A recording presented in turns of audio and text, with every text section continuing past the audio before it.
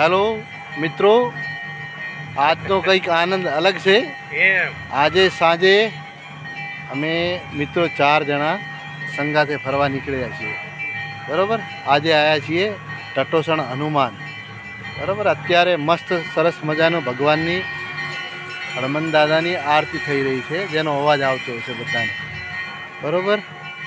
હવે મનુભાઈ કંઈક કહેશે। અમારે મિત્ર અનુપજી કેમ છો? બસ મજામાં, તમે કેમ છો? જો અમારે મિત્ર રાજભાઈ ફરી રહ્યા છે, મજા છે ભાઈ। આ તાર સુંદર સાંજે ગાર્ડનમાં ફરવાની મજા છે। ગાર્ડન મસ્ત, ઘણી વાર આવો સામાન્ય પ્રોગ્રામ બનાવે પણ મજા આવી જાય, નાના પ્રોગ્રામમાં મજા આવી જાય છે। ગરમીમાં અહીં કેવી લોનની અંદર ફરવાની મજા છે, અને આવી સુંદર સ્થળ આના દીવદરની નજીક ખૂબ જ મજા આવી જાય। હવે અનુપજી બે શબ્દો કહે છે, કેવું લાગે છે? બહુ મજા આવી ગઈ। ટટોસણ ખરેખર બહુ સરસ જગ્યા છે। અહીંયા આગળ તમે બધા આવો ફેમિલી સાથે તો અહીંયા આગળ દાદાના દર્શન કરી, દાદાના ચરણોમાં શીશ ઝુકાઈ, અને પછી અહીંયા ગાર્ડન બહુ મસ્ત છે। ત્યાં આગળ અહીંયા હિંચકો છે બાળકો માટે, નાના ઘણા બધા રમત માટેના સાધનો છે। અહીંયા આગળ બાલવાટિકા પણ બનાવેલી છે, અને સરસ એવા વૃક્ષો છે, જેના કારણે ફોટોગ્રાફી પણ સરસ આવે અને તમને મનમાં પણ આનંદ આવે, એવું મસ્ત સરસ છે। તો દરેકે ફેમિલી સાથે અહીંયા આગળ આવવું જોઈએ। સરસ, મજા આવી જાય એવું।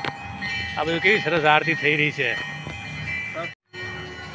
ટટોસણ હનુમાનજીનું મંદિર બહુ ભવ્ય છે, સરસ આરતી થઈ રહી છે, અને સાંજના સમય મજા આનંદ આવી જાય, આધ્યાત્મિક વાતાવરણ એવું સરસ, અને કેવું પ્રાકૃતિક રીતે ભરપૂર, કેટલા ફૂલ છોડવાઓ, સુંદર બગીચો, આરામથી ફરવાની મજા આવી જાય।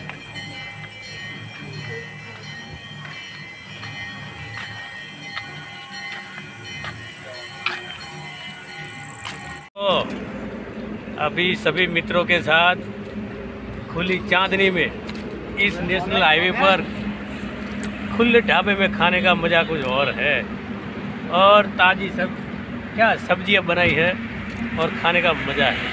कभी कभी ऐसे खुले में ढाबे में खाने का मज़ा और है। देखो हमारे मित्र बैठे हैं, एंजॉय। अरे यार, खाने में अभी सब्जी नहीं ला रहे, खाने का मजा ही कुछ और है। अभी सब्जी आने वाली है और खाएंगे बैठे बैठे, मज़ा आएगा भाई। कभी कभी इसका भी आना ठीक अच्छा रहेगा।